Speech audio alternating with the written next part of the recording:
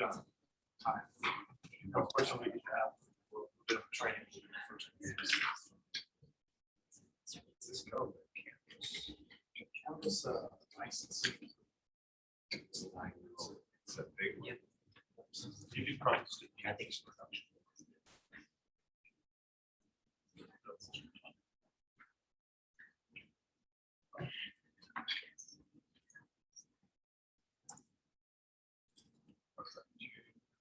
Are you gonna be dressed out? Go fast.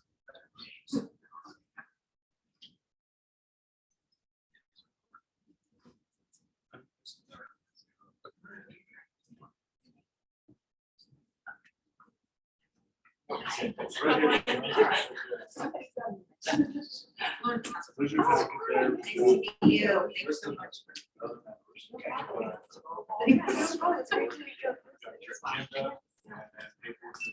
to meet you. Okay, perfect. You're fine. Like, so do you have a training program? I do. Yeah, no, absolutely. Okay. It's a public meeting, so everybody else. Happy to listen. I've been to Amherst meetings for so long. I'm going to.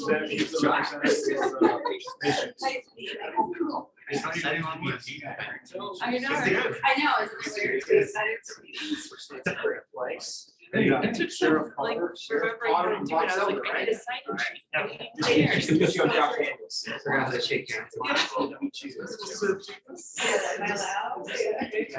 That's you bet you get like no look at the cancer. Right, I know.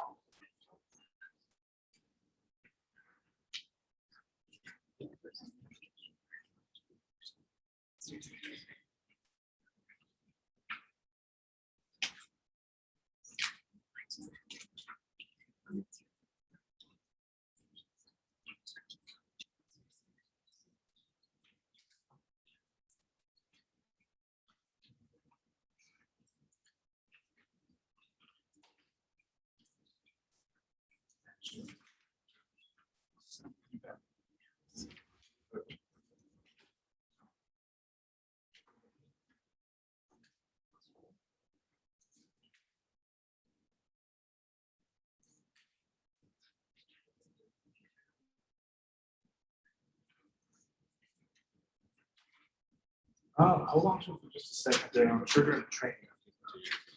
So.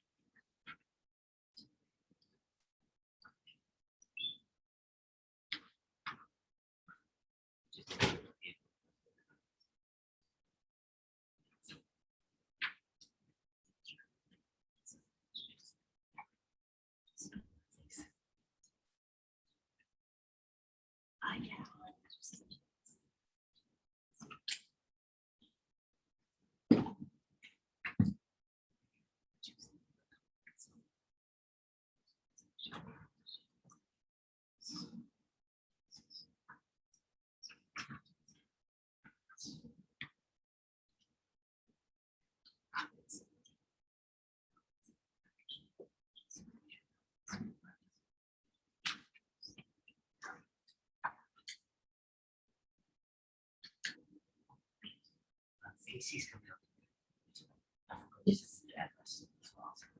Okay. Perfect. Yeah. Do you want to John County. You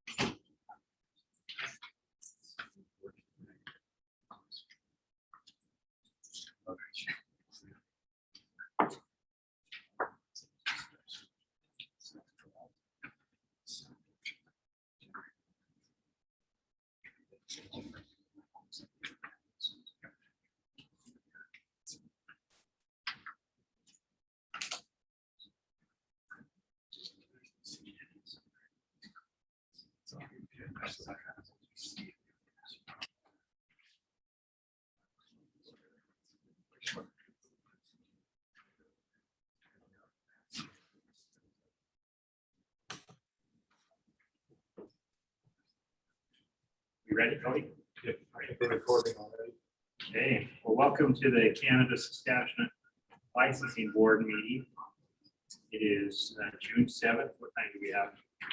1:09. I apologize. We're running late, but I'll call this meeting to order. First thing on the agenda is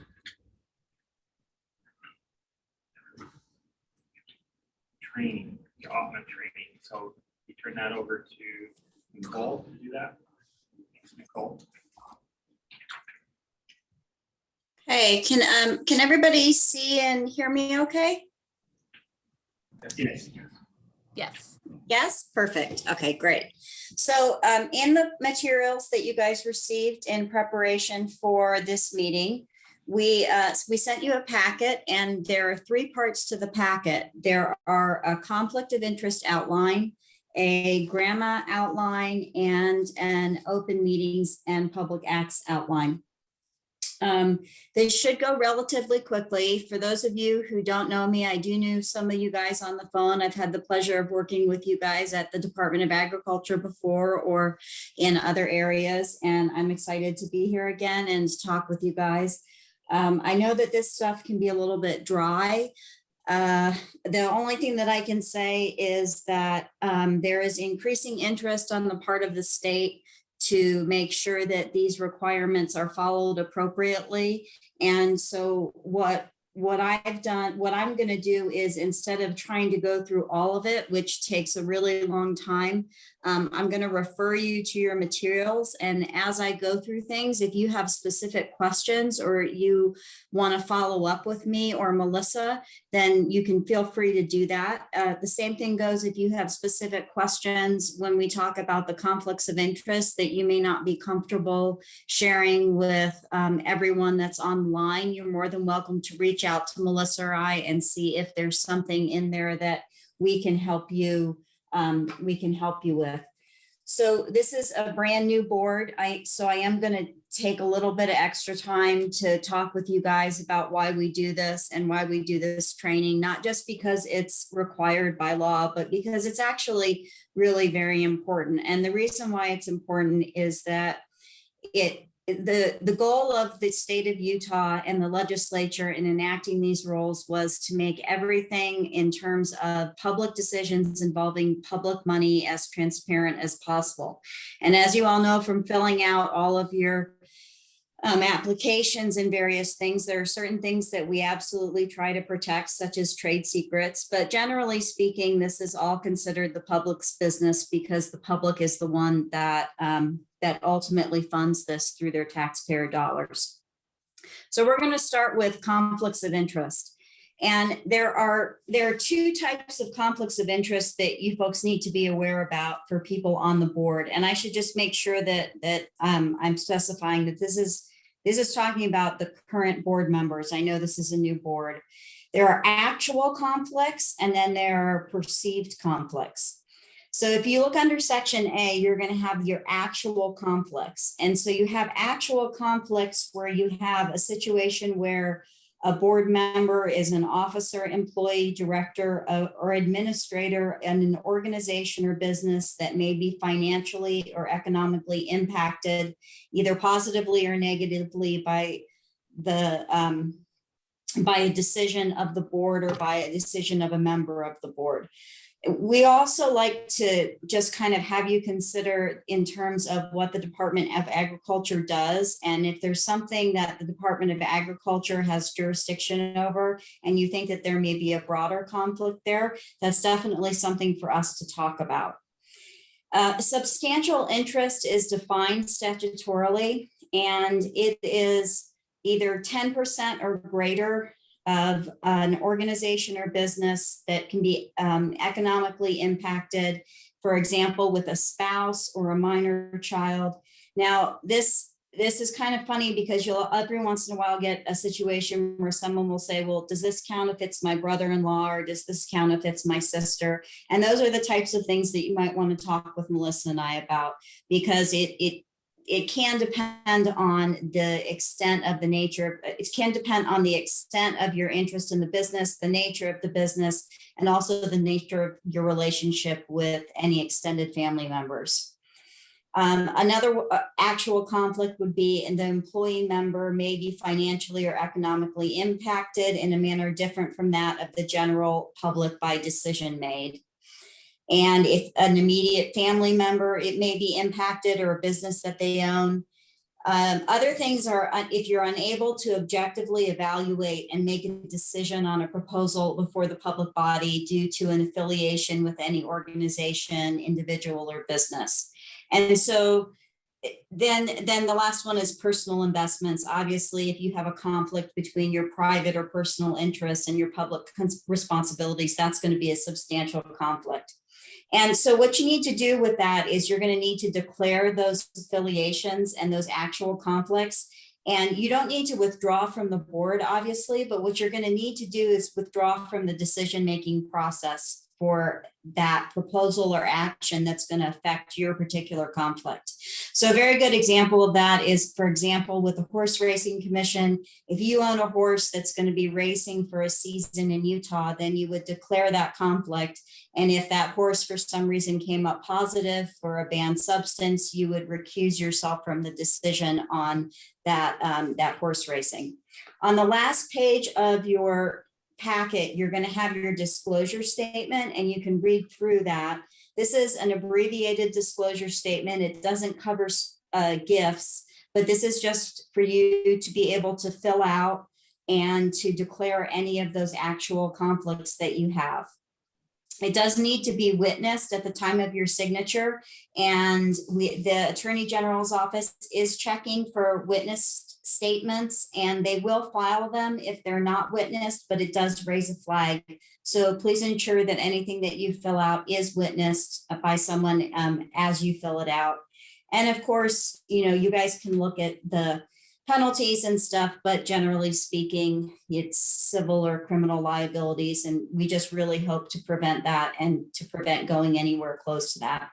So the next area is perceived conflicts. And these are a little bit different than actual conflicts. And what it has is, what it deals with is the perception from the public that something that you're doing as a board member or some interest that you have may reasonably appear to be a conflict of interest. So you're not required to abstain. But again, I think that is one of those things where it would seem prudent to me to just declare the nature of the affiliation, and then you can affirmatively state that it will not adversely affect your objectivity or independence when you're making the decision. And again, if you have questions about the differences between those, Melissa or I are more than happy to walk you through what may or may not be considered a conflict. Just a quick reminder too, that in a lot of these issues that you have, I know that the Department of Health issues are different, and they deal with a lot of the HIPAA, which is the Health Privacy Act and everything, but I do need to give you a quick reminder that any kind of private, controlled, or protected information that's acquired in the course of doing your official duties in this board, that needs to be kept to yourself, and it is unlawful for you to disclose that. So please be careful. You never know who you're sitting next to in a restaurant. Just please exercise a significant amount of discretion, because that is an issue that has come up in the past. And of course, you can't use your position to substantially further your economic interest, or to secure any kind of privileges or exemptions for yourself or any of your close family members. And also, once you're on the board, if you then accept subsequent employment that is likely to impair your independent judgment or interfere with your ethical responsibilities and performance on this board, that is also something that should be disclosed and discussed. I don't know that we need to go through gifts and bribes very, very carefully. I would urge you to read them. Generally speaking, I would say if you are concerned that you have received something of a substantial value or an economic benefit that could be seen as a gift, I mean, whether it's a ride on someone's motorboat or if it's, a package of samples or something, there are specific statutory provisions that discuss when you're allowed to do that. Generally speaking, you're not. And if you have a situation like that, there are ways in which we can either have those returned, but I think a general good policy is just to say that you can't accept the gifts. There is an exception for some very small things that you can do. For example, a good example would be something like food, refreshments, or meals that fall within the per diem of the state of Utah for that particular meal, or a plaque or a memento recognizing service, accepting a Diet Coke or something when you're doing a tour of somewhere. But generally speaking, especially if the gift is over $50 or less, please talk with one of us before you accept it. That's both an issue of actual conflict and then also perceived conflict, because it tends to not look very good. And then if you're talking about the board itself receiving anything, there are special rules that relate to the board as opposed to the board members. And so that's something that, if that's ever presented, please come and talk with us about, because the laws are different. So that's pretty much what I have. I don't really think I need to go into bribes, I think, and those types of things. I think pretty much everybody knows what that constitutes. If you have questions, again, come and talk with us. But, hopefully there's no question that people aren't going to be receiving any types of bribes or payments in order to undertake their statutory duties. So again, just a quick reminder, please fill out the conflict form for us. Please have it witnessed. Please have it sent back to either the board, Megan, or whoever you guys designate on the board. And then copies will be kept by the board, and then copies will be given to the Attorney General's office. They will be filed under your name and the year. And this does need to be done yearly and updated yearly. So I'm going to pause for a second and see if anybody has any general questions about conflict that they'd like to ask me before we move on to open and public meetings. Hey, thank you. Are there any questions? Explanatory. Thanks, Hannah. Okay, great. So again, if you do have questions you prefer not to share in front of the board with everyone, please contact Melissa or I separately. we are available to assist you, and please ensure that all board members that those conflict forms are filled out, witnessed, and returned to the department as soon as possible. We're going to move on to the Open and Public Meetings Act. Again, this is something that has a lot of ins and outs and a lot of very specific requirements for things, but when it all comes down to it, the things that we're worried about are that you take your actions openly and that you conduct your deliberations openly. So there's no question that this board is a public body. There's no question that these meetings are subject to the Open and Public Meetings Act. I don't think I really need to go into the specifics of that, with the exception of that I'll say that one of the things that you need to be careful about is doing something called daisy chaining, which is essentially where if you want to discuss something, if you go from one board member to another and have a series of private conversations in an attempt to kind of get around the Open Meetings Act, that is something that is generally frowned upon and not allowed to do. So let's keep everything above board and make sure that the auditor and the legislature and the state are very happy with everything that we're doing. So the requirements of the Open and Public Meetings Act have changed significantly in the past year. You'll notice that we both have an anchor location, which is the Department of Agriculture, and then we're also doing this via Zoom. And the combination of both has actually really been a great thing that's kind of come out of COVID, which is hard to say about a lot of things. But the requirements now are essentially back to what they were prior to COVID. So I'm going to go over those. This is going to be a little bit different than when we were doing solely online meetings and we had to read a declaration and go through a different process. Things have essentially returned now that Utah has reached its end game numbers. So you do have to notice a meeting. It has to be at least 24 hours in advance, needs to be written, and it needs to provide the agenda, date, time, and location for the meeting. And then if you're going to meet regularly over the course of the year, you also need to post on the public website those meeting dates and times. For example, if you have an anticipation that you're going to meet quarterly, you need to put the anticipated quarterly meetings on there on that public notice website. Now, if you change those times, that's absolutely fine, but you are required to post them at the beginning of the year. So what does public notice require and what does it mean? You need to post written notice at the principal office or the specified building where the meeting will be held. So that's the Department of Agriculture generally. You can post it at the reception desk or on the front door.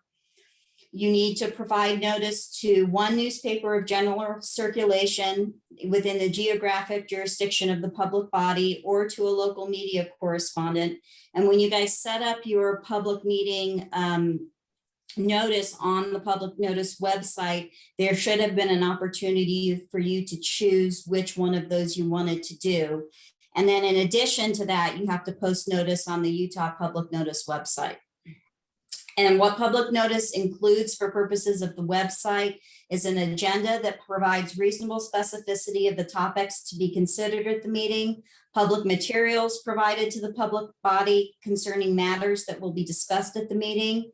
And so I just want to remind you guys very carefully, if you have things that you want to remain protected, or maybe not things that you feel that are appropriate for the public to see, you can provide a redacted version, but anything that is provided to the department during the course of these meetings that is going to be put on the public meeting website. Now we can talk about if there are specific questions or concerns about that, most likely on an individual basis. I do understand that you guys have identified some trade secrets that have been redacted, but anything that's handed out, anything that's posted, any PowerPoints, we did have an issue with another board that was posting, for example, people's individual addresses. And so that's the kind of information that you want to be very careful about providing in one of these meetings, because not only is it protected or private information, so you can get in trouble under GRAMA for inappropriately displaying that, but also it it infringes on people's privacy. So just be aware of that, and please try to make sure that anything that needs to be posted, that you guys run that either by us, or that you make sure that you don't have anything that you consider to be private or protected, for example, as a trade secret. So any topics or anything that you list or specify in a published agenda may be considered. But if you have a topic on the agenda that's raised by the public or that's not on the agenda, while you're able to discuss that, you may not make any votes or final decisions regarding that. And so that's why the agenda is so important, because it sets forth the things that the board is allowed to discuss and make decisions on at the meeting. Just remember, all aspects of the meeting must be open to the public. You must keep both written minutes and an audio or video recording of all open meetings. Those minutes and recording need to include the following: date, time, and place of the meeting, name of members present and absent, substance of all matters proposed, discussed, or decided, a record by individual member of votes taken, the name of each person who provided testimony and a brief substance of their testimony, and any other information that a member requests be entered in the minutes or recording. So this is the part that gets a little bit technical. So you guys are going to have pending written minute meetings after you have a meeting, and those are awaiting your formal approval. Those are public records, and you need to post them on the public notice website within 30 days of the meeting. Approved written meeting minutes, which usually are approved at the subsequent meeting, also must be posted on the public notice website and made available to the public. And that is a 3-day posting requirement as opposed to a 30-day posting requirement. Also, any public materials, like we discussed, 3 days, they need to be posted. And also your meetings, the recordings, which have to be unedited, they need to be posted or at least have a link on the public notice website within 3 business days after the meeting. So everything is usually a 3-day requirement, with the exception of your pending minutes, which is a 30-day requirement. Recordings can't be modified unless there's something like they get hacked and something pornographic, for example, which we had happen a couple of times, gets included. So please be conscientious that microphones do pick up whispered conversations. And so if you don't want that out there, please also understand that it's probably best to not do that. Another thing that I would like to just mention is that if you are texting or emailing another individual on the board during the meeting, that is a public record, and that all of that must be posted. So please be careful when you're texting someone in the meeting who is on the board. That is considered part of the meeting. I would suggest just not doing it. It just seems an easy way for people to get into trouble. Okay. So I think we've gone over electronic meetings. Everyone is doing a really good job of working through these Zoom meetings. We have all of the rules in place that are necessary in order for us to conduct these meetings, so you don't have to worry about that. The fact, though, that they are going to be both at an anchor location and public, we just need to make sure that the Zoom requirements, that the Zoom link is in effect and working, and it clearly is. So good job, everybody. I appreciate that. And also you have an anchor location that's large enough that if people want to attend in person, that they can. Now you can limit the number of people that are allowed at the open location. And again, if you guys have questions about that, feel free to talk with us. Okay, so real quick about closed meetings, just to give you guys a heads up. Closed meetings are generally frowned upon. There are very specific requirements under the statute as to when you can have a closed meeting. If for any reason you would like to have a closed meeting, please contact Melissa and I, and we will discuss whether the things that you want to discuss at the closed meeting are appropriate for discussion in a closed meeting. And if so, the record keeping requirements. I won't go into those for everyone because I understand there won't be any closed meetings today. You may remove someone from an open meeting if they become disruptive. Please be very careful about doing so. There is a First Amendment right, but certainly if you feel like you've been threatened in any way, you can ask them to leave, and that is perfectly acceptable. And again, you get in trouble if you don't do it. I don't think we really need to go into that too carefully, because I think the fact that you guys have me here today shows that you're trying to do everything on the up and up. Okay, so does anybody have questions about open and closed meetings? And we are going to finish up with Grandma, and it is going to just take a couple minutes.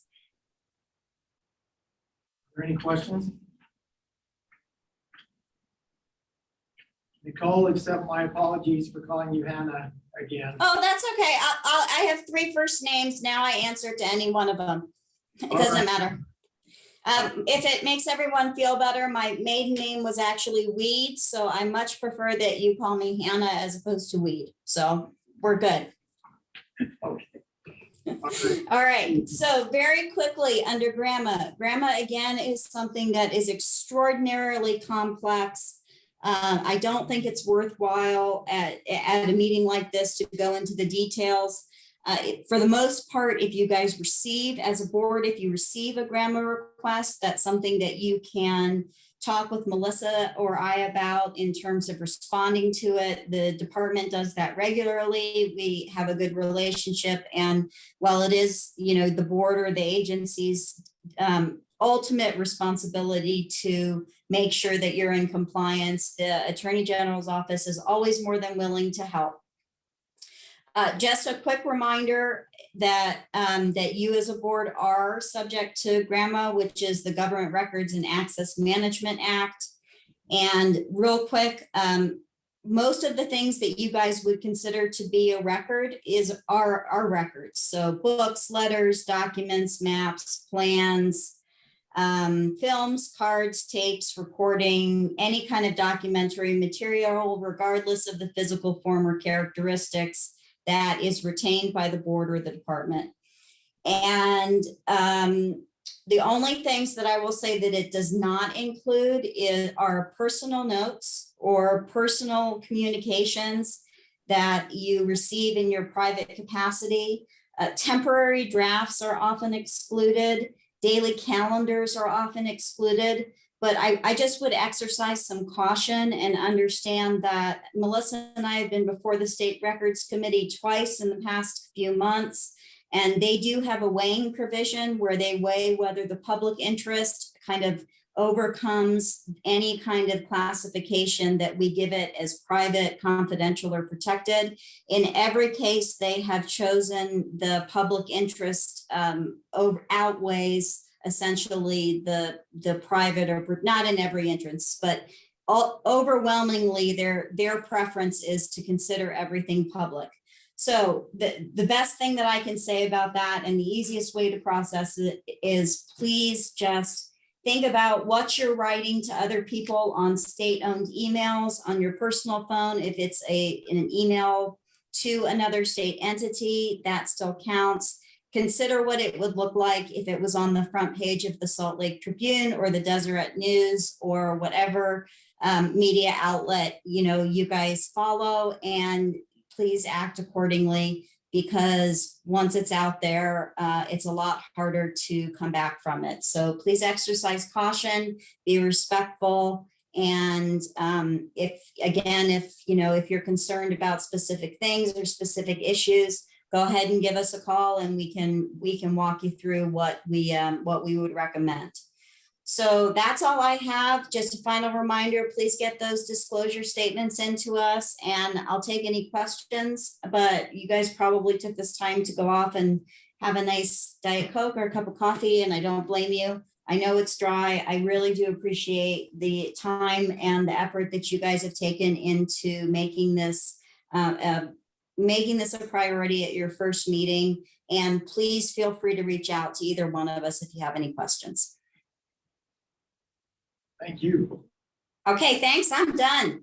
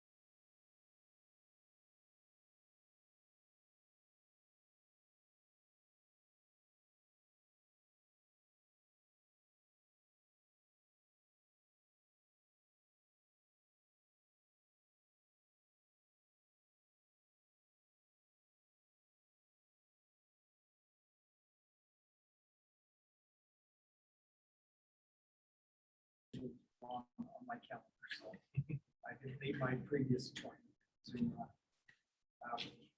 So could we just do an introduction to the board here? Sure, start? Yeah. Since I'm not familiar with it. So. I'm just last names, I represent the public.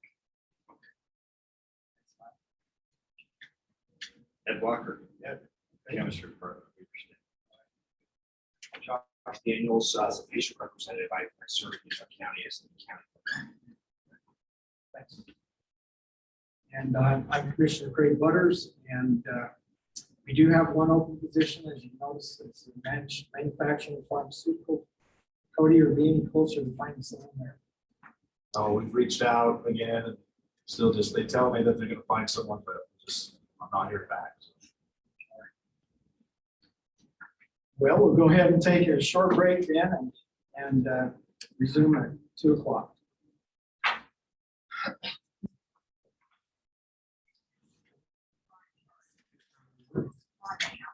Oh.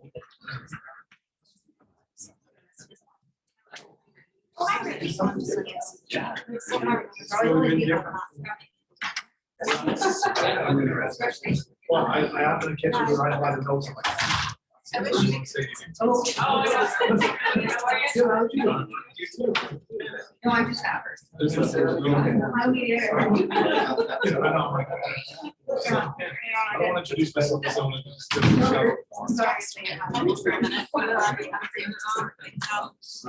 How are you? I can make it whenever.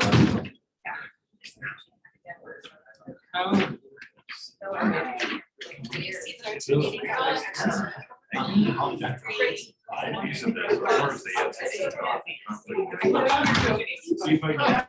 So much. Thank you so much for doing all this. Thank you. Yeah, sitting on the first part.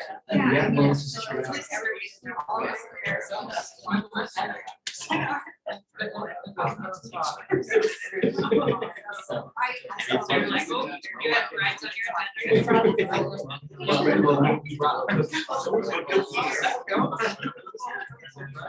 So maybe it's gonna be better. I'm gonna take it back right now. your agenda.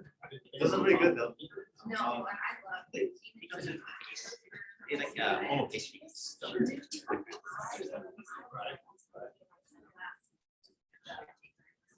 To a point, other than like Minnesota, like the last time they were there.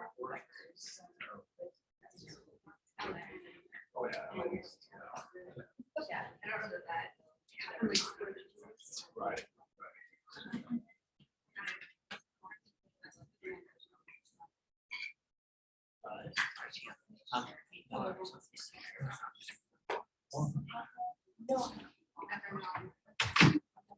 I don't know, it's great.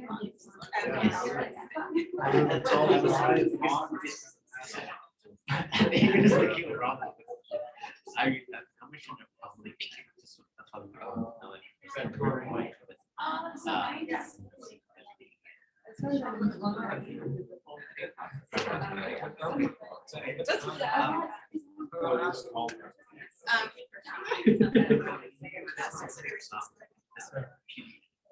He's part of.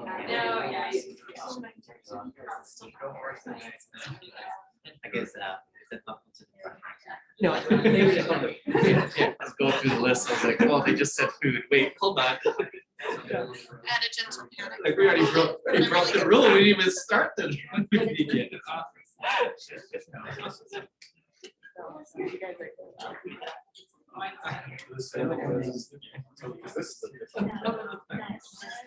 Good, sure. Very back, like,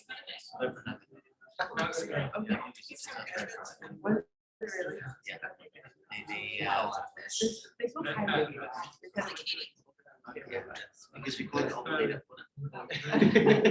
Yes, you knew exactly where it was from. my dad made a really good recipe.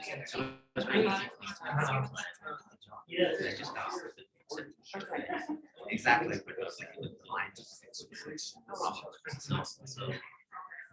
I think for us, we're just really, just very direct and transparent. Like, hey, look, we recognize you guys are put in a position to fix something that you guys have nothing to do with early on. So we recognize everybody's just gonna be yelling at you guys. So we know the situation you guys are in your turn now. So we just want to see the frustrated things move forward. We're frustrated. So I feel like by This the time group I was of people, comfortable, and we want to make sure we disconnect the sense of frustration from the previous operations processes or lack thereof. So I think they appreciate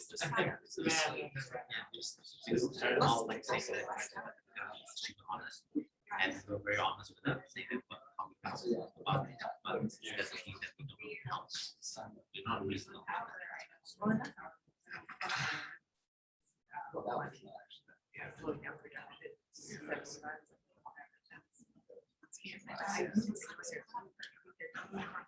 Yeah, it's sunrise. Yes, it's not like that. They can't just fix it. Timeline, say that they create a. I didn't have my phone very much. So like,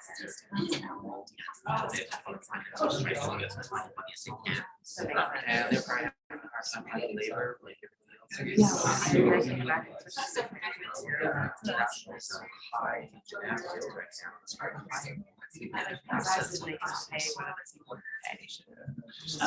Well, they.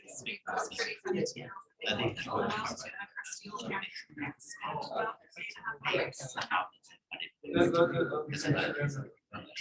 the snake river. Oh, it's your brother's restaurant. This penny is calm down. She has this little.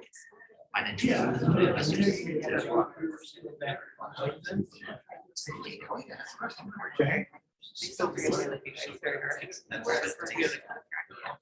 We don't really have a choice to work with them, so at least we want to have a good relationship. We have to work with them. Again, it wasn't So I'm these planning physical on people changing that are actually trying to help right now. Oh, no. Even with everything that this is about, I don't think it's hard to do. They're interested. Can I just say that?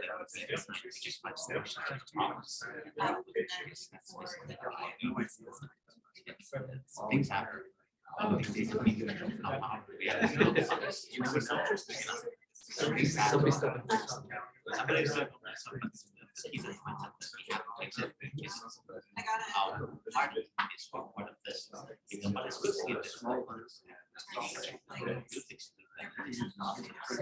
got it.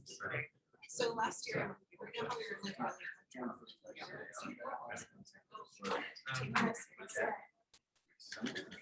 check out this map area last year. Which was really interesting. Sure, I'm sure. Same time. It's not wild.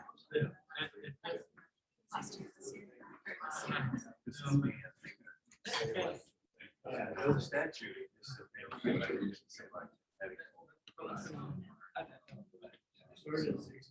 We had a screen. I did.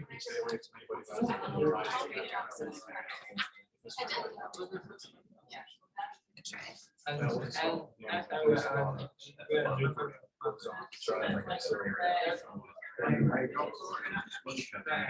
So what is the bill went? That is crazy. That might really- Yeah.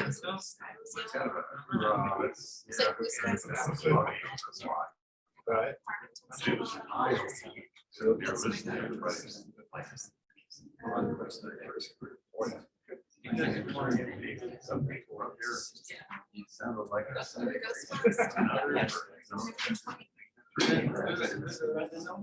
I go back to where you guys have. So I can see her. Yeah. It is. It's just like a keyboard. Yeah, we'll take all that. Yeah. Okay, well, I'm just. Why are they using?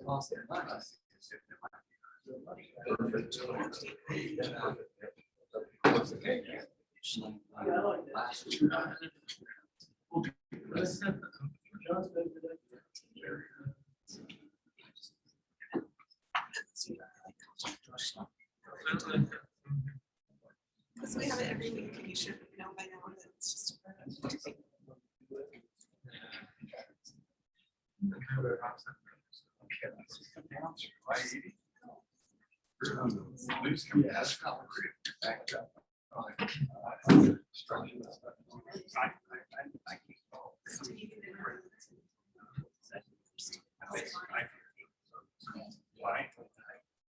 Yeah.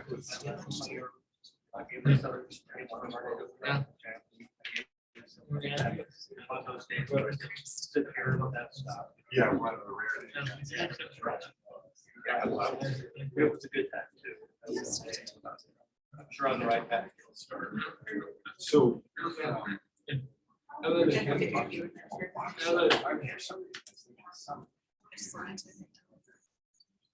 Yeah, so it's rough there. Bring them to the end. All the way to that on one side.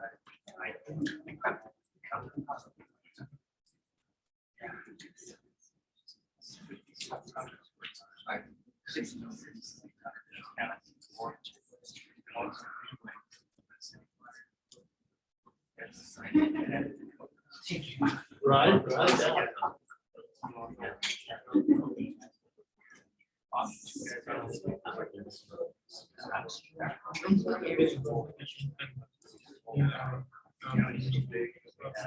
I'm planning on doing that. Yeah. Before I go. Before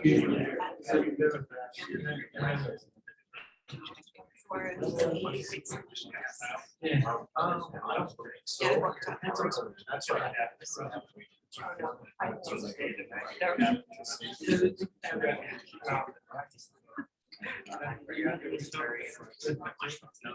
No, not that soon.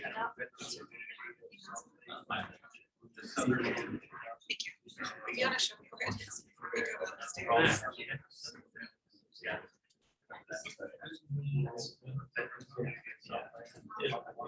I think everyone's. But yeah, we can. Craig and I were out. So, but that, people are taking like some of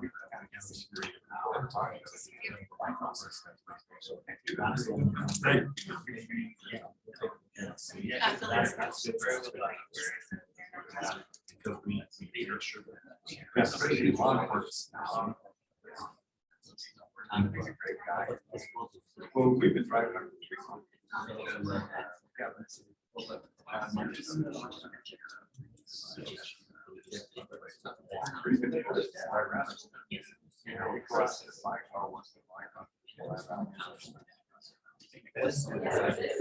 Yeah, that makes sense.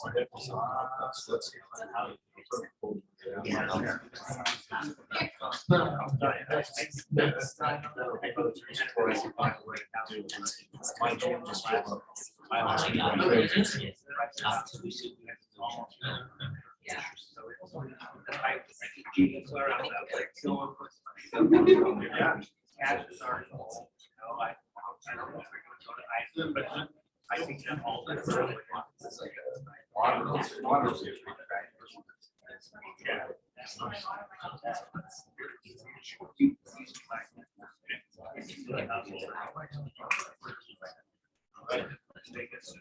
I work this way.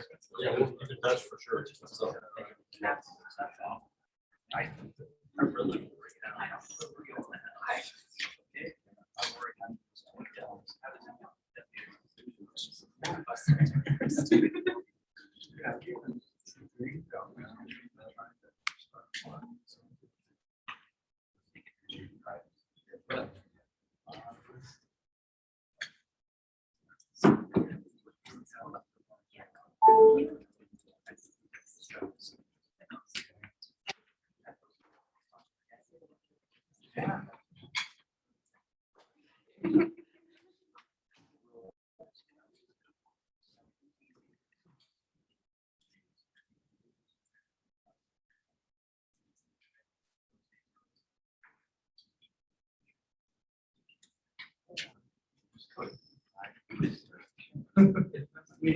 I can only see you. this week, yeah. I'm usually better.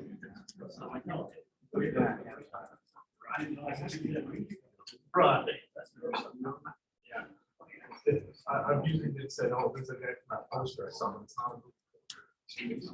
Usually one.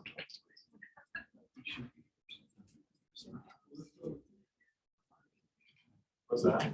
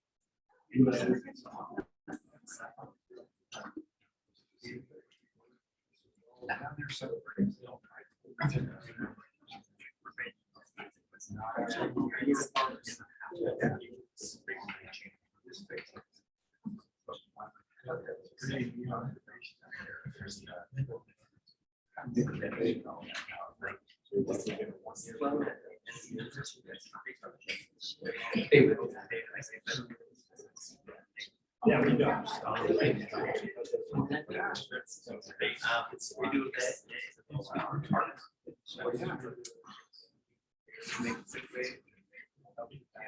Yeah, you can say, yeah, you are.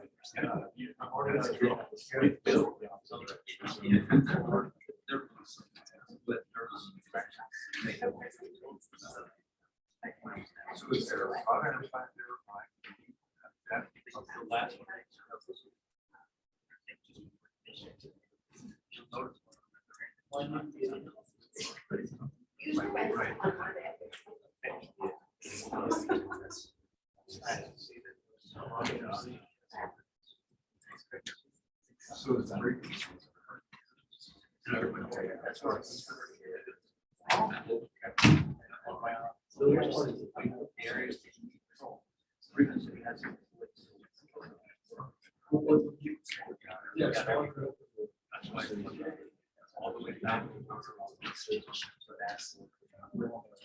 You know, 20 years.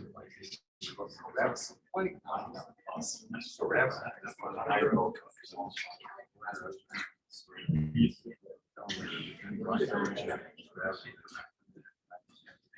I don't know.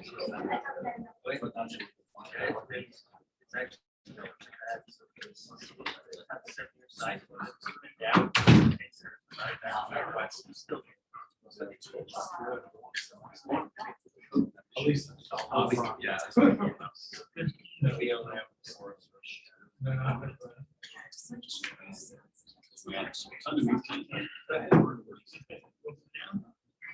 Okay, I think it was USD.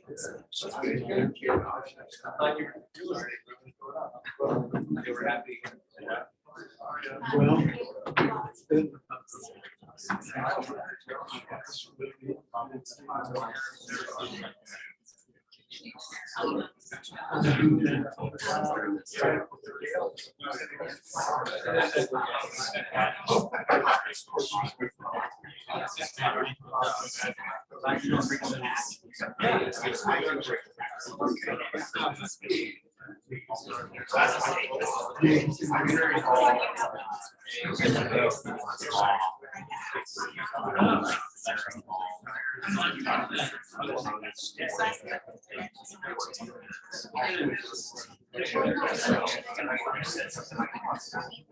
No.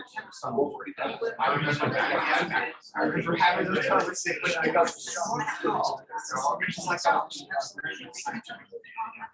yes, might be, yes, might be. It's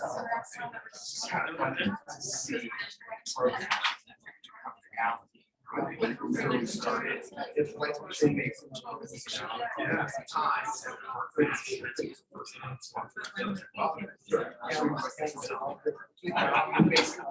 sure, yeah, I'm ready to get, you know, and that first session, like, pass, next session, pass.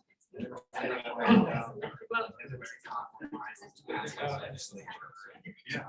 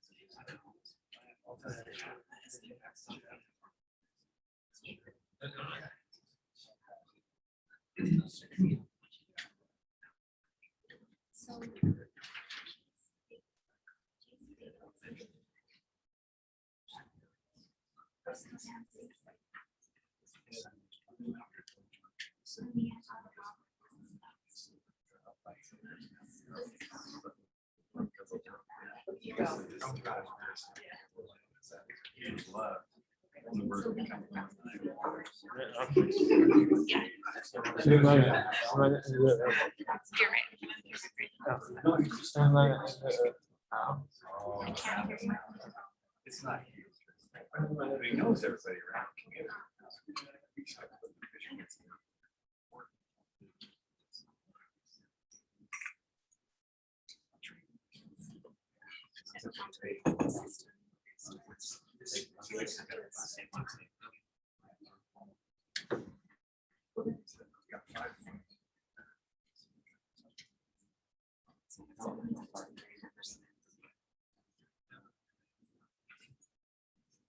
Let's go ahead and start. My watch says 2:00, so go ahead and start. Welcome all of you for appreciate your attendance. I believe we've got a sign in, so if you've had an opportunity, hopefully we'll sign in there so we get a correct attendance list for everyone that's here. First item on the agenda is to discuss our minutes and approval of minutes for April 7th meeting.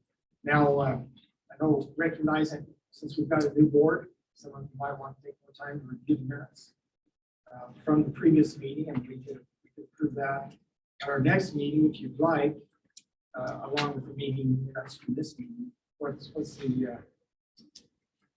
the direction you'd like to take there?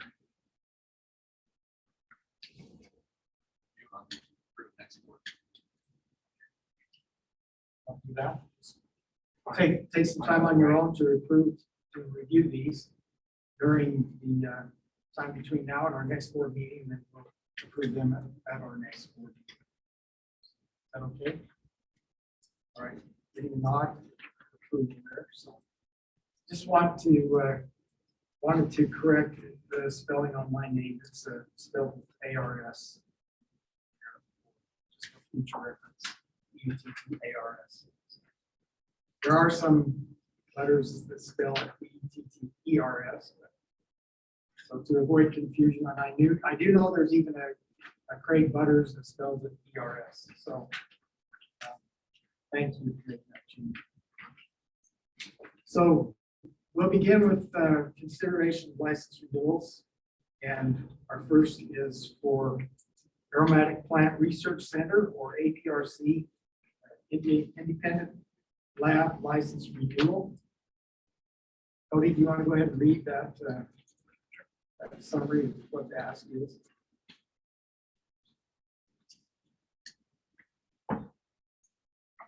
Good afternoon, Cody James, Manager of the Industrial and Medical Cannabis Program for the state of Utah.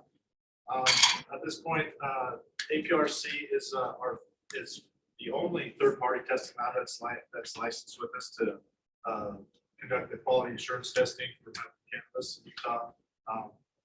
They are located in Utah County. Now, their science director is Dr. William Deutschman.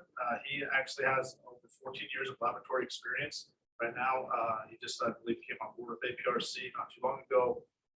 Over the past year, APRC did receive one warning letter from the department for passing a sample in the MJ freeway system that was actually a failed sample. After discussions with them over that and the warning letter, it was found out that there was some miscommunication, some misunderstanding that situations have since been taken care of. David just wanted. Going forward, or since then, for those reasons, we believe that APRC should continue and get and renew their license to continue as a third-party testing lab. Okay, thank you. So we have people online that are listening to on the meeting. So does anyone have the Caroline, do you have that? If someone raised their hand, do you see that there? Got that. So will you notify me if anyone raised their hand online wants to? So, okay, with that information, we'll go ahead with any clarifying comments from APRC. This one we don't have any. Unfortunately, Aaron got caught in an accident big here, so he's probably still wondering. I'm talking to Will Deutschman. So I'm relatively new, having been on board for 4 weeks. So I have nothing to offer at this point, but if you have any questions, I would be happy to answer them as best I can. Okay. Are there any questions from the board? Seeing none, we'll open for public comment. Is there anyone from the public that would like to comment on the application? All right, seeing none, we'll go ahead and I'll accept a motion to either approve or deny what the board would like to do. Sure, I'll move to approve the license renewal for Aromatic Plant Research Center. Okay, we've got a motion by Joshua to approve the APRC application. Is there further discussion to that? All those in favor say aye. Aye. Any opposed? Thank you. Voting is unanimous. Right, we'll move on. And, next is a medical cannabis production facility change request by Dragonfly Greenhouse. And this is a change request to add a second grow location. Cody. Thank you. Yes, Cody James, Manager of the Industrial and Medical Cannabis Program. Yeah, there's actually a couple of requests from Dragonfly today. This one will coincide to the next one as well. But Dragonfly right now is requesting to add an outdoor grow location to their cultivation license. This would add about 1.6 acres of outdoor grow to their already existing indoor grow. Dragonfly outlines their security plan and change request to UDF, and we will do a pre-inspection if it is approved by the board as soon as this week, maybe as soon as tomorrow, if approved, to make sure they meet all security requirements before they put any plants in the ground. This grow location is in Sanpete County. I will go on to say that this is the biggest reason for doing this is that they are actually taking their indoor grower and kind of having to step away from that for a little bit while they do some upkeep and some changes to their electrical situation there to make sure that they can actually continue growing. So this will be more or less be temporary until they can get that's taken care of for the future. They're doing this in an attempt and should be able to meet that to make sure that they do not lose any supply over this year while with that being said, that the department does recommend approval of this, mostly for the ability to keep supply going, and we will make sure that they do meet all the criteria they need to for the times the ground if again it's approved by. Thank you. Do we have any clarifying comments from Dragonfly? If you would you mind coming to the microphone? That way people who are online can hear all of your discussion. And just state your name. Yes. Good afternoon, everybody. Thank you, board. Just for point of clarification, my name is Marathon. I will be speaking on behalf of Blue Wind, which was listed on the agenda to speak. So a couple of points of clarification for our request for change in operation. Really, it kind of stems from based on our inability to get additional power in time from Rocky Mountain Power. We were supposed to be able to get 3.2 megawatts of power out there. We don't know when that is going to happen. So in order to keep up with demand and also increase production, we're going to shift additional production outdoor until we're able to get indoor. So we will still be sustaining our indoor cultivation. We're just requesting additional acreage to do outdoor grow on the same area of the facility there. So in addition to that, some of the operating changes that we're doing alongside that is adding additional green initiative where we're going to be reducing space, but at the same time reducing production costs, but being able to increase our yields and productions. And most importantly, is we're going to be adding a $1.5 million solar power installation, which will add approximately 550 kilowatts of energy to our farm to help offset our carbon. So that is just some points of clarification. All right, thank you. Any questions from the board? Miles? This is Miles. Thanks. What is the situation with water and adding additional grow area? How do you plan to water that? Yeah, water. So we actually have 62 acres on our property already, which already has water shares attached to that property. So we still have plenty of water rights within our existing acreage that's in the facility. On top of that, we're also retrofitting our systems to recycle as much of the water as possible. Right now, we're reclaiming all of our water through all the condensation. So we are reclaiming part of that, but some of the excess water that gets drained through watering and cleaning, we're actually going to put in a recycling management system that will take that water back in as well. So we actually use very little water. Actually, Paul probably knows the exact amount of water that we use. So. I think last pool was 150 gallons a day. So it is little more water because we heavily depend on water. Water is issue is for some other projects. Yes. Just for point of clarification, as you move outside, your growing season changes a little bit from where you're controlled inside. Will you produce about the same amount or not compared to your inside acreage?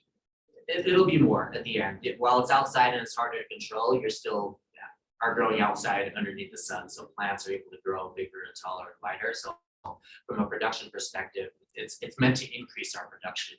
So the idea is because we are growing medical grade quality product here, most of the indoor flower that is reserved for finished flower products, whereas the outdoor grow will essentially go directly to oil and distillate. So the quality of the flower is not as prudent per se as it would be if we're doing indoor finished flower cultivation. But the yield will be significantly higher. Thank you. Good. Any other questions? We'll open up this request then to the public. Is there anyone here from the public that would like to comment on this change request? This is Megan Yanyosi. There's no questions. However, we did get a request for people to speak a little bit louder. Apparently, it's a little bit hard to hear people on the audio. I wonder if it's easier if they're at the mic to be able to hear. Okay, we'll just ask you if you're in the public to come to the mic to speak. Hopefully that will help solve that problem. So, Okay, is the board like to take action then on this request? Mr. Chair, so the 4 change requests from Dragonfly, are they all what we're considering right now? Or are we just considering the first and second ones, or just the first one? It's my understanding that we need to just consider these one at a time. So, yes, they're all just a little bit different, and so we should have that. This first one is the second grow location, that second location being out where their existing greenhouse. Okay. So it's the first one on the list for facility change requests. Yes, the outdoor. Any other questions on that?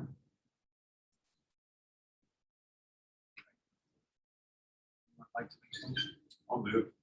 We accept or approve this item as described. A motion by Dr. Walker to approve change request to add a second grow light location and a second, Josh. Go by Josh or Joshua. Josh is fine. Any further discussion on that motion? All in favor, say aye. Aye. Any opposed? Thank you. Next, we've got a change request to change the final layout and placement of all the cultivation spaces and rooms, also at Dragonfly. And thank you, Commissioner. Cody James, manager of the Cannabis Industrial Hemp Program. Just as was mentioned there, and to clarify, it's tough because there has been some changes that were approved by boards in the past about Dragonfly's final build out and things like that. That's actually has to do with that there. So with that context in mind, they're looking to change the space, their indoor space to 39,000 potential. So really overall, they're actually going to be increasing yield by reducing the production costs, much to what Nara mentioned there. So this is just a change to the final operating plan that they have put into motion over the past 12 months, have been approved for last year, and continue to make those changes overall. Again, the department, the board initially has approved those changes. This is another small request to increase there as well.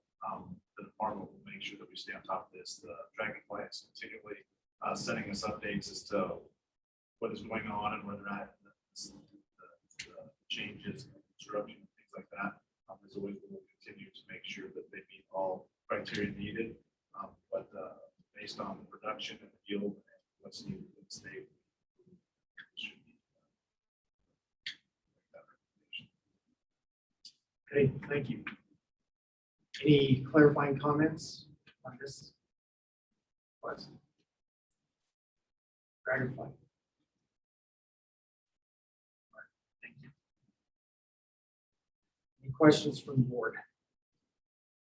I've got one. So adding 39,000 square feet, will that get into the 100,000 square feet allocation, or is this addition to, or is there an increase that's already been approved? No, based on their bidding, so their outdoor grow will be about 1.6 acres, and this is going to be getting to grow space to about 39,000, 150,000 square foot limit.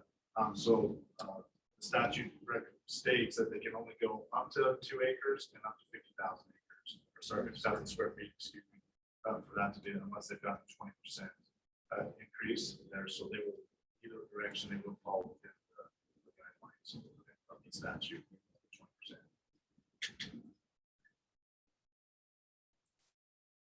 Any further questions? We'll open to the public then. Is there anyone in the public that would like to speak? This application. Back to the board for action.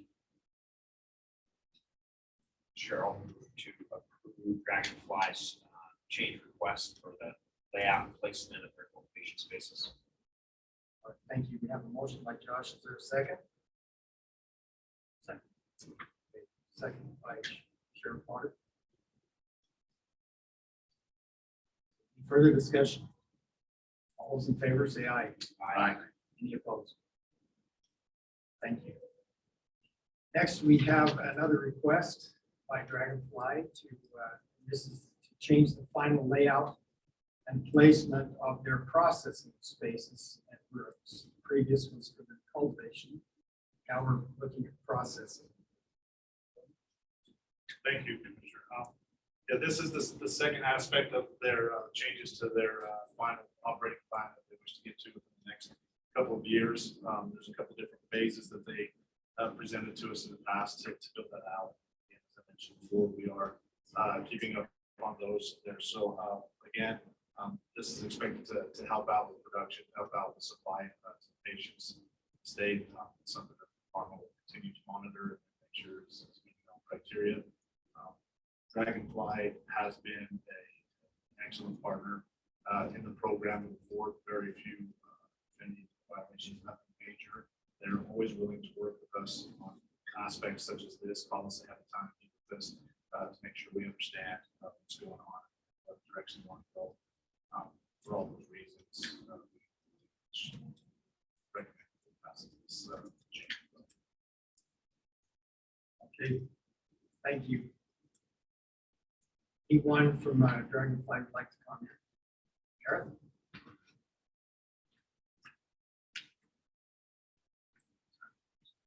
Aaron, the Dragonfly here. Just wanted to add one point of clarification that these operating changes that we have submitted and are getting approved right now are actually part of our original operating plan and our RFP in year 3 of our operations. So basically, we're accelerating, a year and a half ahead of schedule to meet the patient demand. So all this stuff was outlined, the stuff that we're just accelerating moving forward, just as a point of clarification for new workers.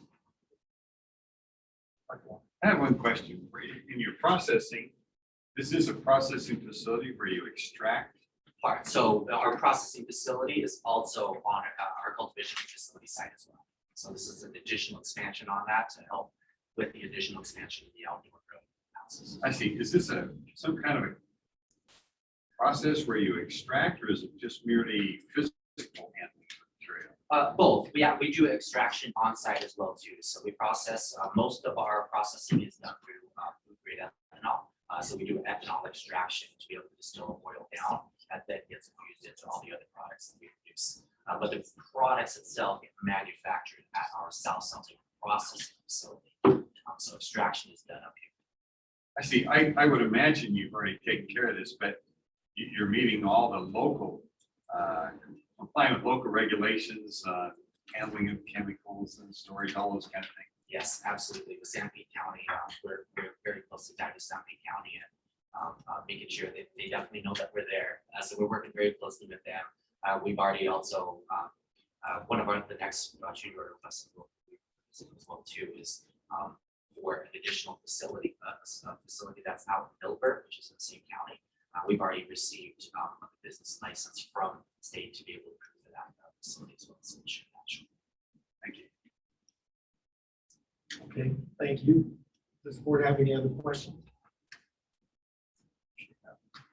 We'll open it to the public then for public comments. Or anyone would like to comment on the change request, change the final layout, placement of the processing spaces. Right. Seeing none. Would like to make a motion. Mr. Chair, I'll move that we Dragonfly processing change request. The final layout, placement of processing spaces. Thank you. Josh, second? Second by Miles. Any further comment? All in favor, say aye. Aye. Any opposed? Thank you. Next, we've got a change request for the Dragonfly process in Salt Lake County.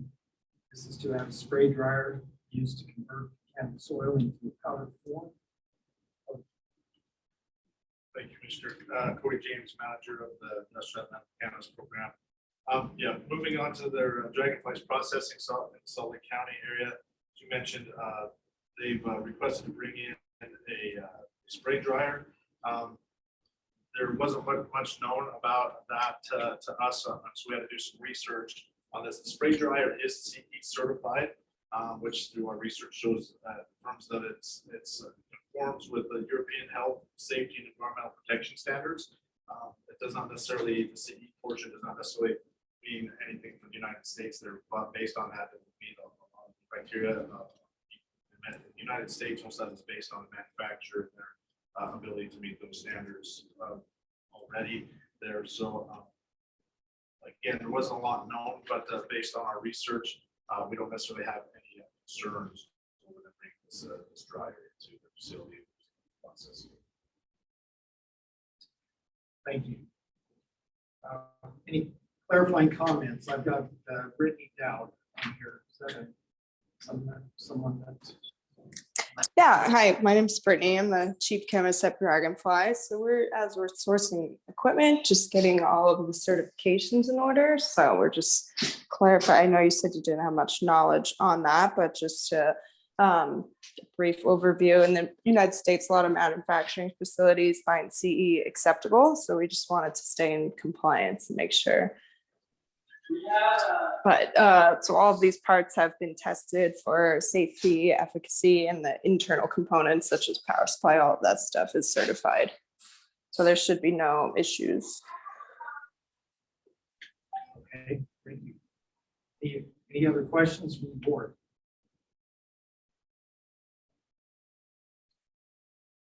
Anyone in the public would like to comment on this application? Seeing none, we'll come back to the board for action.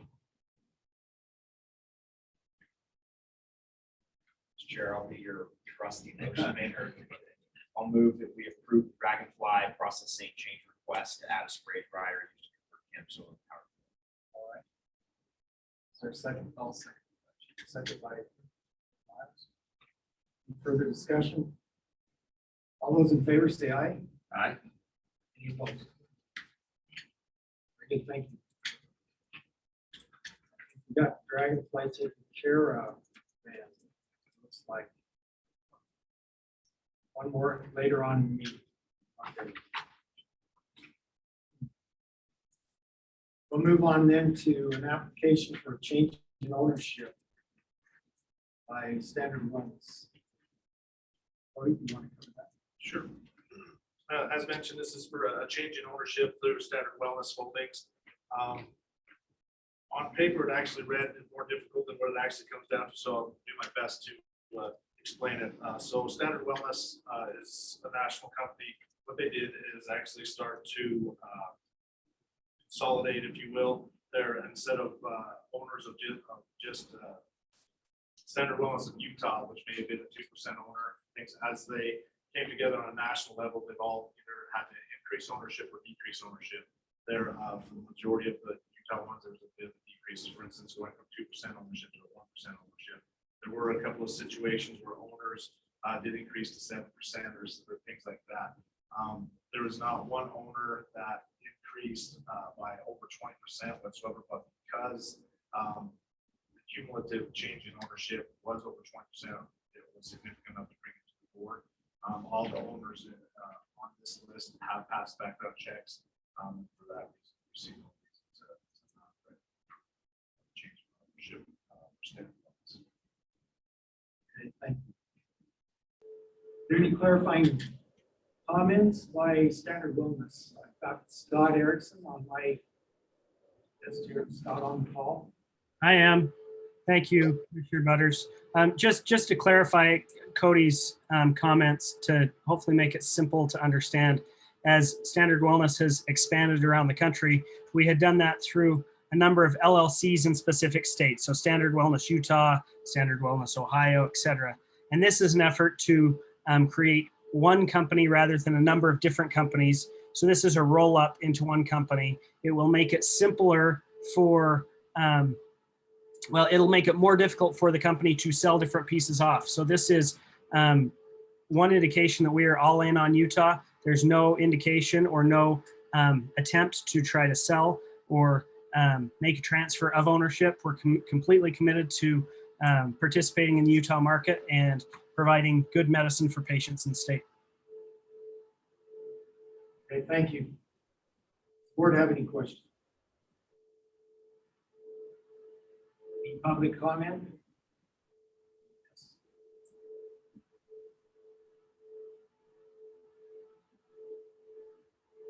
None, we'll ask for a motion here on the board. I'll move that we approve the standard wellness change in ownership. Motion by Walker, second. Second. Josh. All those in favor say aye. Aye. Any opposed? And we've also got a request here from Standard Wellness for an additional outdoor grow. Great, thank you, Commissioner. Standard Wellness has actually been approved to be building a larger indoor facility. That's taking time, obviously, there. So in the meantime, Standard Wellness has requested to do an outdoor grow on the same location that they're going currently on. And so they're asking for 0.67 acres of outdoor grow facility area, Foxville County. Again, do a pre-inspection. We have one scheduled for tomorrow, and if by chance that the board does approve this increase the outdoor to make sure that it meets all security and safety features necessary. Again, this is an increase in supply there. You can see we actually recommend pass in favor of this. Okay, thank you. Mr. Erickson, do you want to make a comment on this request? Yeah, it's 2/3 of an acre immediately adjacent to our current facility. It's on the same security system as everything else. It's badge in and badge out cameras throughout. We're excited to increase supply to patients in Utah, and this is an important step to do it as an interim step until our full facility is completed. Okay. The board have any questions? Well, Similar question as before. Scott, would you explain your watering situation? Yeah, so we are on Corinne City water. They've requested that the water not be pulled during the day, so it will be pulled into 2,000-gallon water tanks at night and then pumped out. All of the plants will be on drip irrigation systems, so we'll only provide as much water as is needed for the plant rather than overwatering and getting all of the ground around them. So they'll be in pots, drip watered for those specific needs so that we can put the nutrients in the water that the plants need to grow properly. thank you. All right, any other questions? Is there anyone in the public who would like to comment on this application? And we'll back to the board there. Mr. Chair, I'll move that we approve Standard Wellness's change application to grow outside. Second.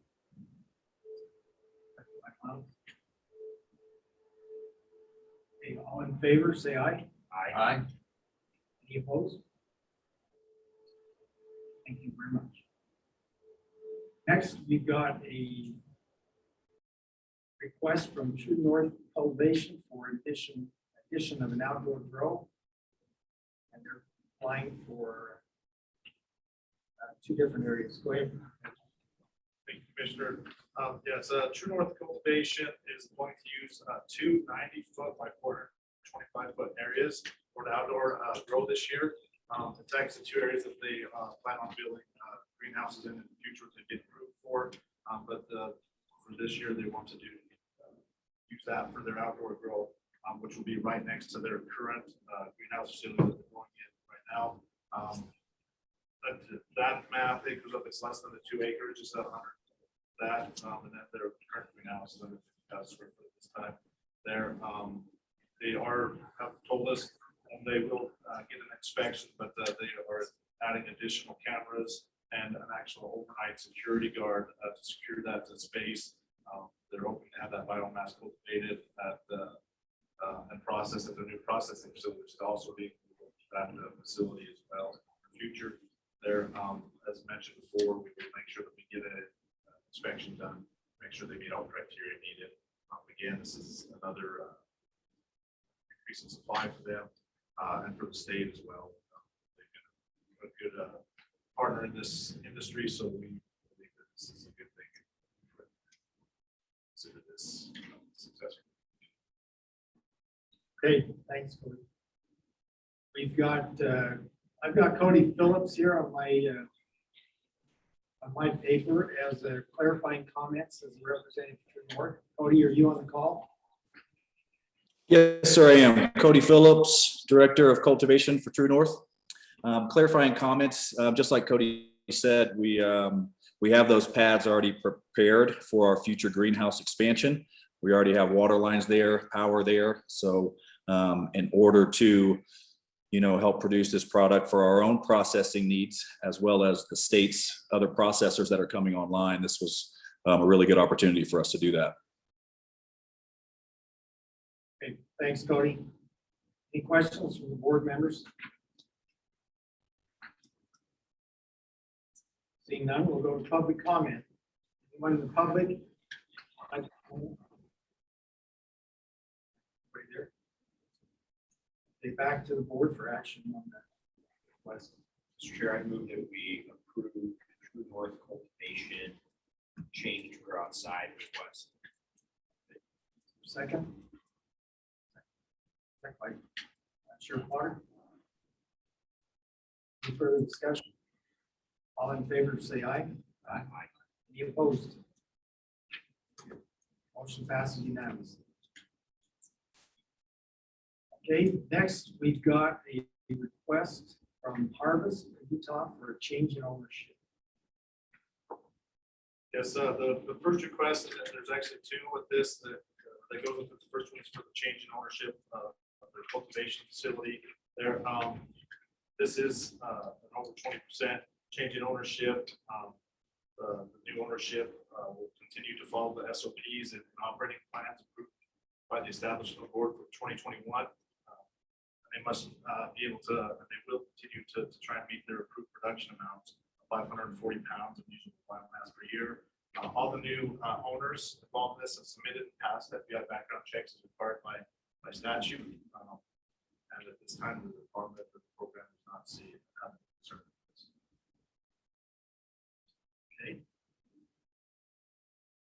Any clarifying comments from Harvest? We won't bring the whole crew up. Okay. Thank you, Cody. My name is Lauren Niehaus with Harvest Health and Recreation. First, congrats to all of you for your recent board appointments, and thanks to Megan and Cody for working with us for a very long time on this process.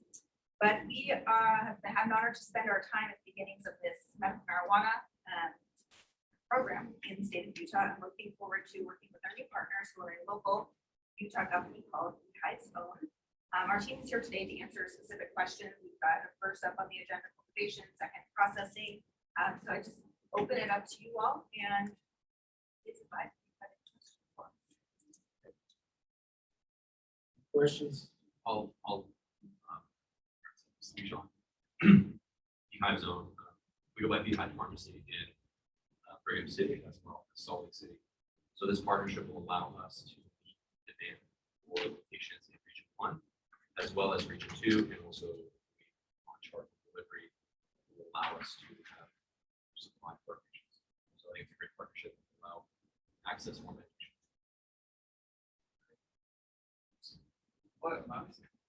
What's the landscape of ownership as far as locality?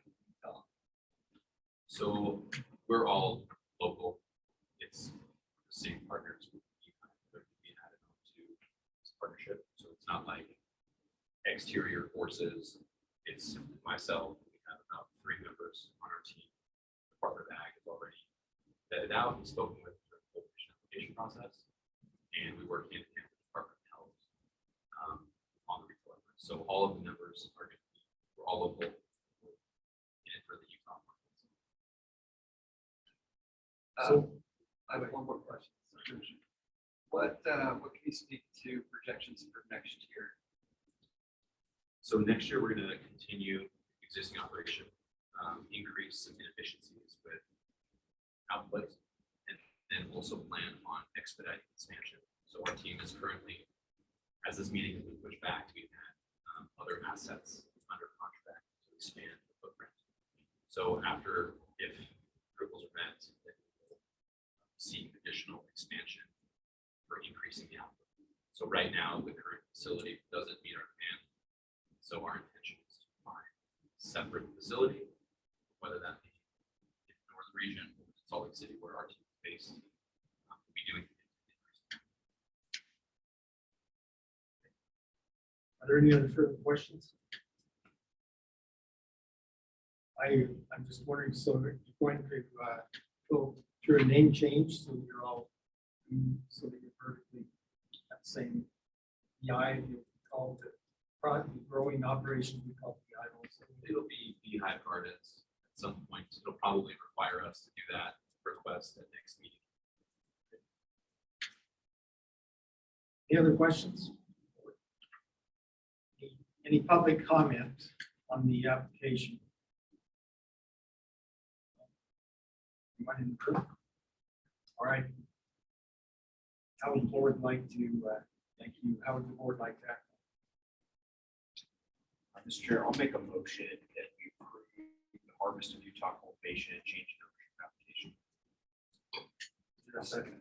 Second by Dr. Walker. Any further discussion? All those in favor say aye. Aye. Any opposed? Thank you. Next, we've got the Harvest Utah Processing Tier 2 application for a change in ownership also. Thank you, Commissioner. Yes, another significant change in ownership was brought to for the board. It's over 20%. Similar context for this. The new owners have passed back out. There will be a. You don't have full bars, you have 2 bars, that's why. Move forward with that. There's one caveat with the processing license aspect is that there. Stop. Okay. Can you mute the, mute your phone there? On the- Got it, Commissioner. Thank You got it? About that. Thank you. Go ahead. Yeah, sorry about that.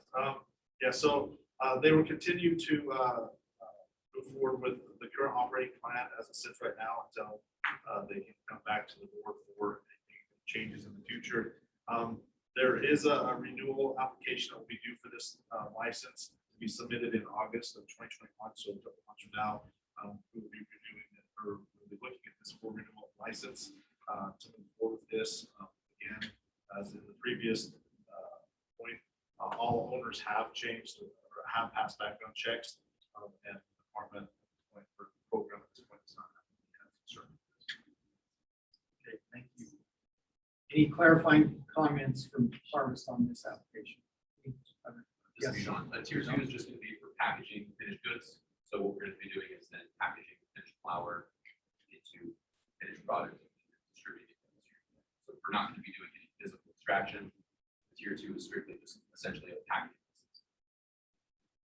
Okay. Are there questions from the board on this application? Seeing none. Go to public comment. Is there anyone from the public who would like to comment?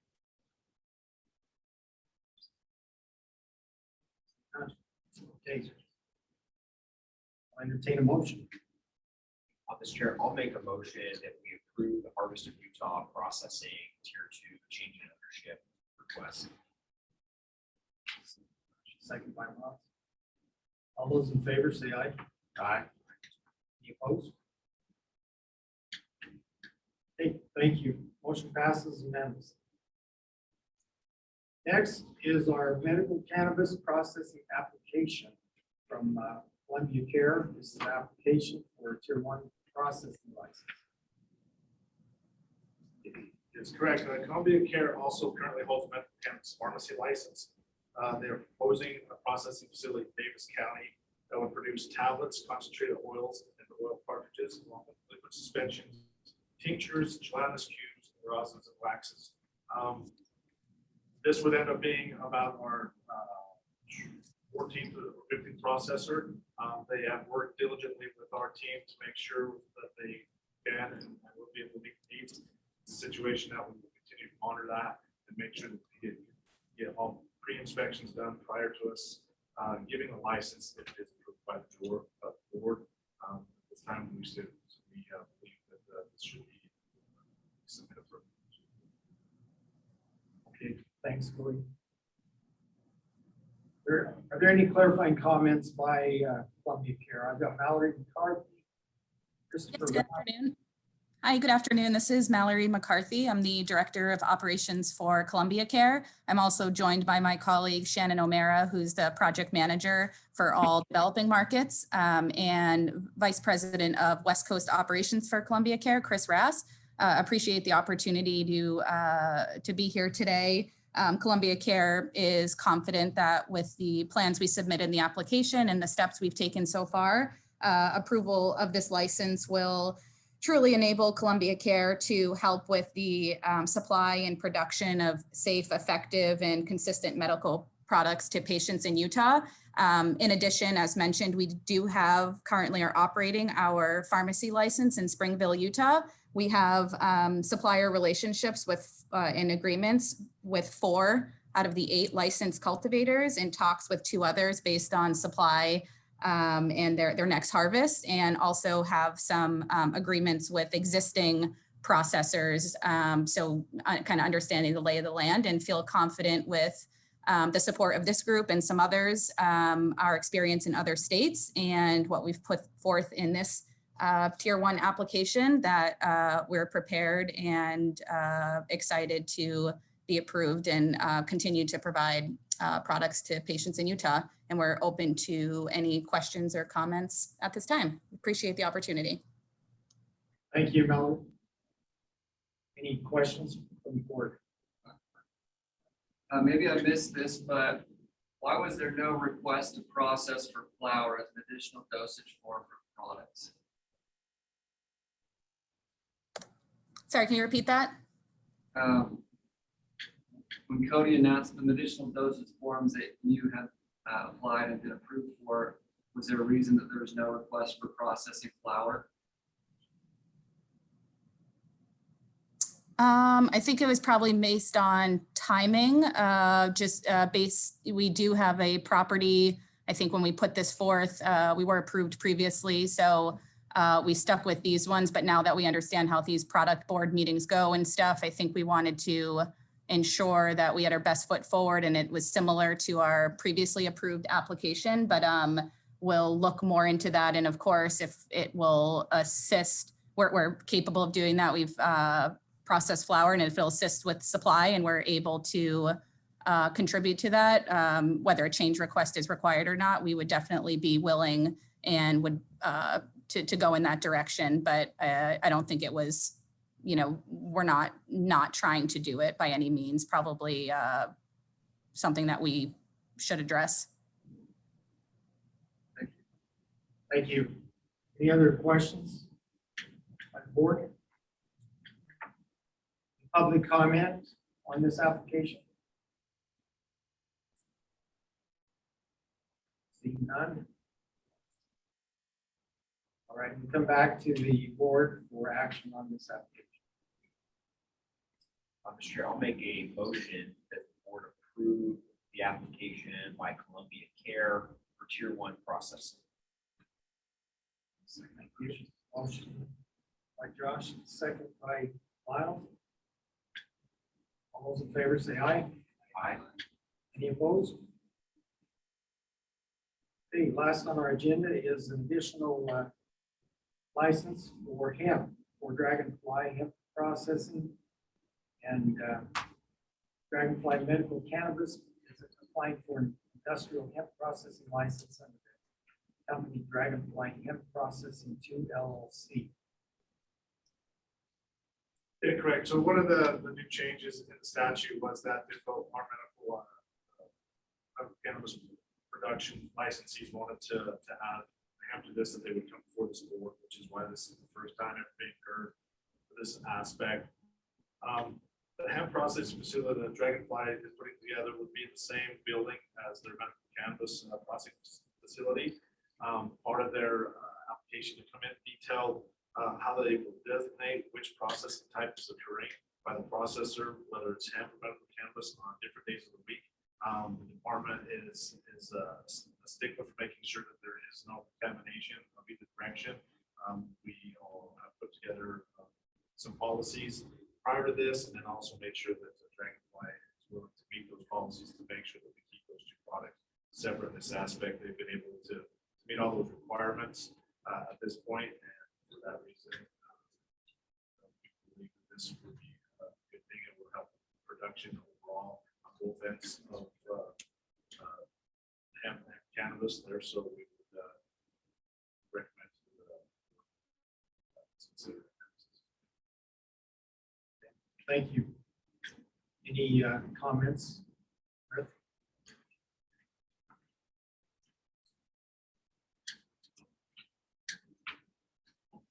Aaron from Dragonfly. Just want to make a few points of clarification so the board understands our request for the hemp license. One thing that you'll come to find about our organization is we're not just a medical cannabis company. We are actually very involved in our local community. So we're really trying to solve solutions in issues that we have with our food and agriculture, affordable housing, as well as health and wellness. So we really work with a lot of our rural communities, and our business works in empowering and creating opportunities in those rural areas.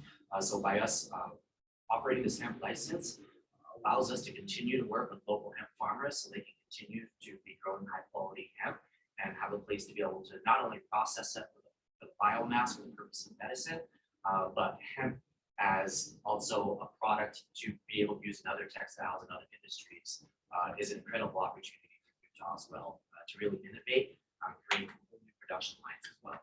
So no, this hemp license is really an addition, but at the end of the day, there really is no difference between cannabis and hemp. I know you guys have to regulate things in a certain way, but it's the same quality medicine.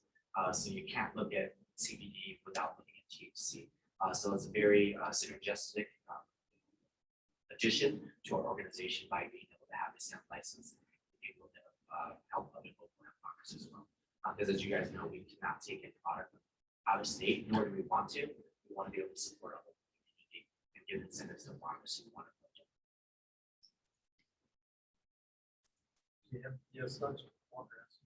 It's fascinating, you're running is pretty much the same process, right? I mean, but you've taken extra good steps. We've been told by Cody that you're gonna make sure that you understand like different days of the week, process the hemp versus the cannabis, right? Yeah, as Cody had mentioned, it's really important because when you're growing outdoor, it's very difficult to control the environment. You can control your environment, but you don't know what your neighbors are doing. So to avoid any potential for contamination by bringing in another farmer's hemp product and contaminating with medical cannabis product, that's why the Department of Ag is so keen on making sure there's clear procedures in place to prevent any type of contaminations. Thank you.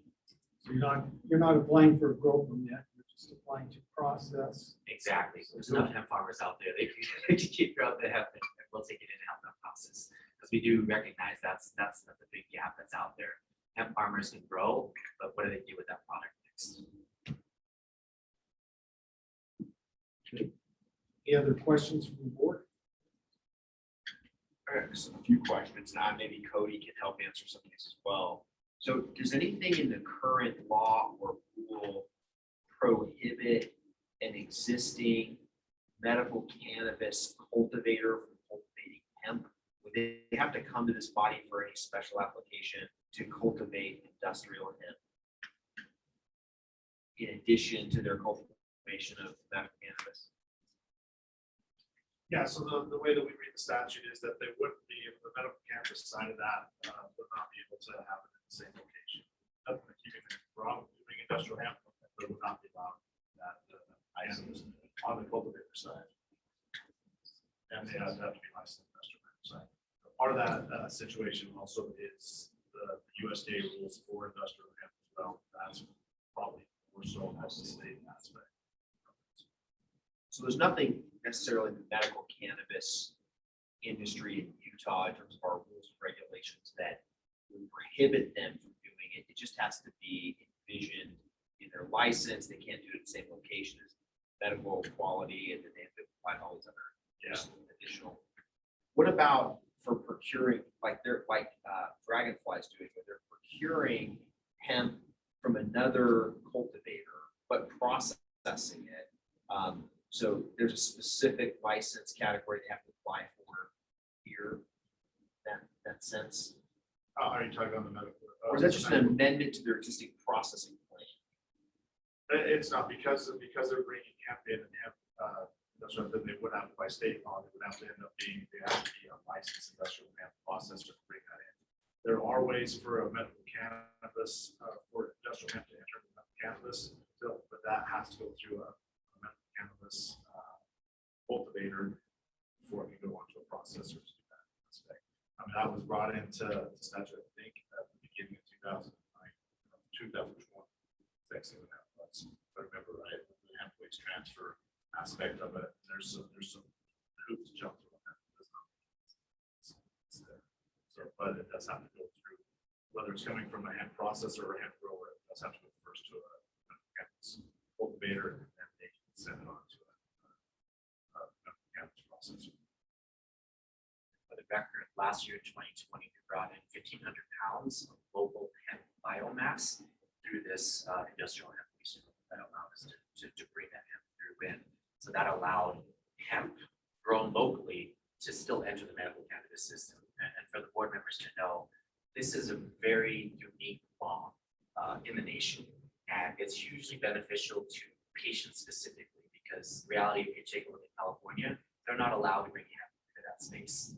So what it means is if you need to make CBD quality grade products, you need to grow your own hemp, which if you're a medical cannabis licensor, your fees are significantly different than a hemp processor. So that allows us to bring very high quality, affordable cost CBD medicine and be able to infuse that with other products. So ultimately that lowers the cost of patients. Are you guys able to find industrial hemp that provides for you the quality and quantity and concentration of CBD that meets your desire for the products you're making? Yes, not easy, because at the end of the day,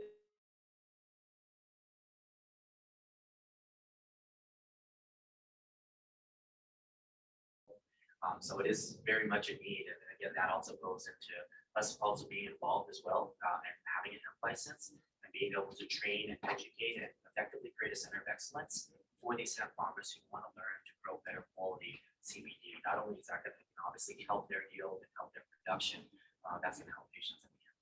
Are there industrial hemp cultivators in Utah that are growing the types of strains that are the top sort of CBD medical grade strains?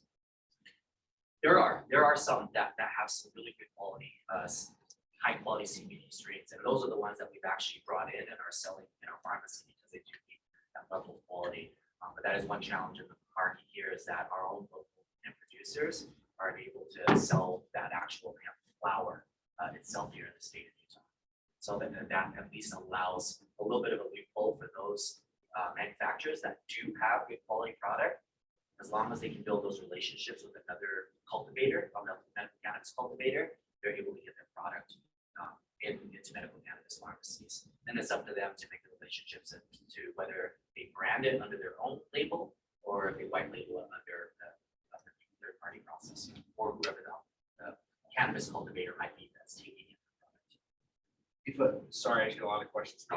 If the medical cannabis pharmacy licensee wanted to sell CBD flower, could they do that? Could they sell CBD flower that ultimately was grown by an industrial hemp cultivator? Short answer is no, unless that pharmacy licensee is vertically integrated, right, and has a way to bring in that product.